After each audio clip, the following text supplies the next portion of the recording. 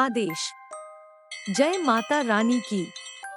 हमारे सभी शिष्यों को आशीर्वाद है। शिष्यों, उर्वशी अप्सरा का नाम तो आपने भी सुना होगा। उर्वशी के बारे में यह कहा जाता है कि यह स्वर्ग की सबसे सुंदर अप्सरा है और अप्सराओं की रानी भी। इसकी साधना के बारे में यह कहा जाता है कि यह आज भी सिद्ध की जा सकती है।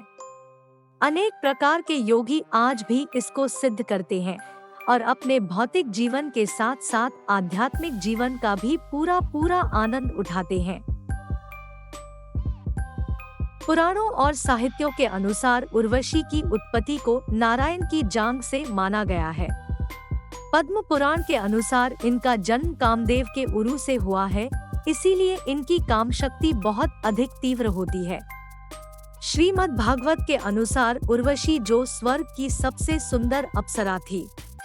कहा जाता है कि ब्रह्मा जी के श्राप की वजह से उसे मनुष्य शरीर धारण करके धरती पर आना पड़ा था। पुरूरवा उस समय धरती पर राजकुमार थे और वे कामदेव के समान सुंदर भी थे। जब उर्वशी को यह पता चला कि पुरूरवा काफी सुंदर इंसान है, तो उर्वशी ने उनसे शादी करने का निश्चय किया। उधर पुरूरवा भी उर्वशी के जितनी सुंदरता और अद्भुत जिस्म की बनावटें देखकर इतना अधिक मंत्रमुग्ध और कामुक हो गया कि वह किसी कठपुतली की तरह उसकी हर बात मानने को तैयार हो गया। तो उर्वशी ने पुरूरवा को पति के रूप में चुना, लेकिन इसके साथ ही कुछ शर्त भी रखी और यदि पुरूरवा उन शर्तों को नहीं मानेंगे तो वह छोड़कर चली जाएगी। जिसके अंदर शर्त कुछ इस प्रकार से थी, मैं केवल घी का ही सेवन करूंगी। इसके अलावा जब मैं मैथुन करूंगी तभी आपको वस्त्रहीन देखूंगी, अन्यथा ऐसा नहीं करूंगी। मेरे सकाम होने पर आप मेरे साथ संभोग करेंगे। इसके अलावा उर्वशी के पास 2 स्वर्ग से लाई हुई दिव्य भेंड़ें भी थी, जिसके बारे में उसने कहा कि यह दोनों जहां पर हम सोते हैं वहीं पर बंधेंगी और इनकी रक्षा आपको करनी होगी।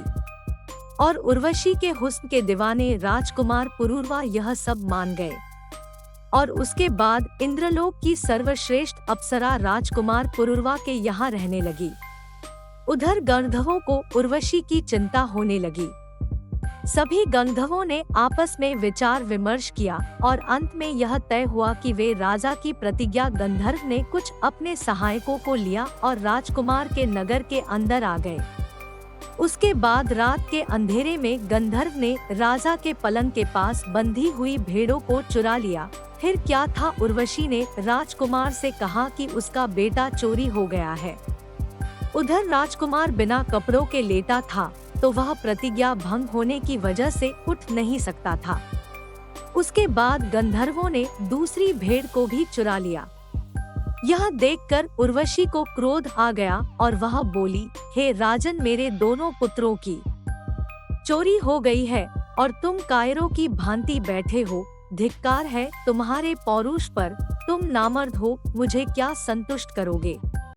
और उसके बाद राजकुमार जब अंधेरे में खड़ा उठा तो उधर गंधर्वों ने बिजली चमकाई और फिर क्या था, उर्वशी ने राजा को बिना कपड़ों के जैसे ही नंगा पतंगा देखा, वह शाप मुक्त हो गई और वापस स्वर्ग को लौट गई।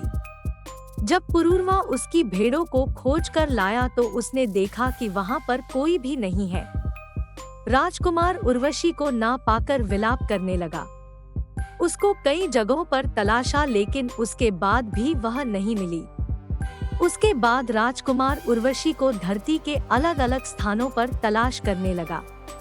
उसकी जिस्म की भूख बढ़ती जा रही थी। एक दिन उसने उर्वशी को हेमवती नामावली पुष्करिणी में नग्न अवस्था में स्नान करते हुए देखा।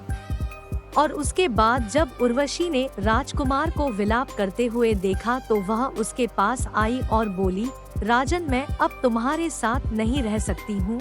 तुमने अपनी प्रतिज्ञा नहीं निभाई, लेकिन अब मेरे गर्भ में तुम्हारा बच्चा पल रहा है और मैं सिर्फ इतना कर सकती हूँ कि हर साल में बस एक रात तुम्हारे साथ गुजार सकती हूँ और फिर तुम मेरे शरीर का आनंद उठा सकते हो। और उसके बाद राजा काफी प्रसन्न हो गया। और उसके बाद राजकुमार के पास एक रात बिताने के लिए उर्वशी आती और एक रात में ही वो पता नहीं क्या जादू करती कि अगली सुबह गर्भवती हो जाती थी। तो ऐसे प्रतिवर्ष उर्वशी से एक पुत्र भी उत्पन्न होता था।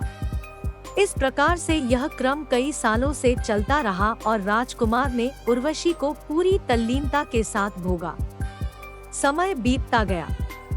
ऐसे ही एक दिन उर्वशी ने राजकुमार को बताया कि गंधर्व आपको राजन वर देना चाहते हैं। आप वर में गंधर्वों की समानता मांग लेना, जिससे कि आप हमारे लोक में आ जाएंगे। तो उसके बाद राजकुमार गंधर्वों के समक्ष गए और फिर समानता का वर मांग लिया।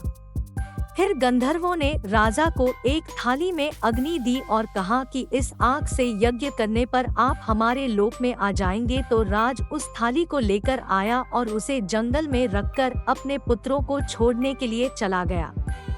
लेकिन जब राजा वापस आया तो उसने देखा कि वहाँ पर कोई आग नहीं है, लेकिन एक पीपल का पेड़ उग गया है। राजा ने गंधर्वों से संपर्क किया तो उन्होंने कहा कि इस पपील की लकड़ी से आग जलाकर यज्ञ करो। राजा ने उनकी बात मान ली और फिर गंधर्वों की समानता प्राप्त की। उसके बाद वह गंधर्व लोक पहुंच गया। पुरूरवा के पुत्रों के बारे में समानता नहीं है। कुछ ग्रंथों में यह बताया गया है कि राजा पुरूरवा के 9 पुत्र थे, तो कुछ में केवल 7 का ही जिक्र किया गया है। वैसे हम आपको बता दें कि जिस उर्वशी अप्सरा की हम बात कर रहे हैं, वह कोई भौतिक जगत की अप्सरा नहीं है, बल्कि सूक्ष्म जगत की अप्सरा है और उसकी रचना भी सूक्ष्म जगत के अंदर ही हुई है। तो आज के लिए बस इतना ही। इस विषय पर अधिक जानकारी और मार्गदर्शन की प्राप्ति के लिए आप ऊपर स्क्रीन पर दिए गए नंबर पर व्हाट्सएप मैसेज के माध्यम से चैनल संचालक और साधना सिद्धि मार्गदर्शक पंडित श्री रवीश कोटियाल जी से बेझिझक संपर्क साध सकते हैं।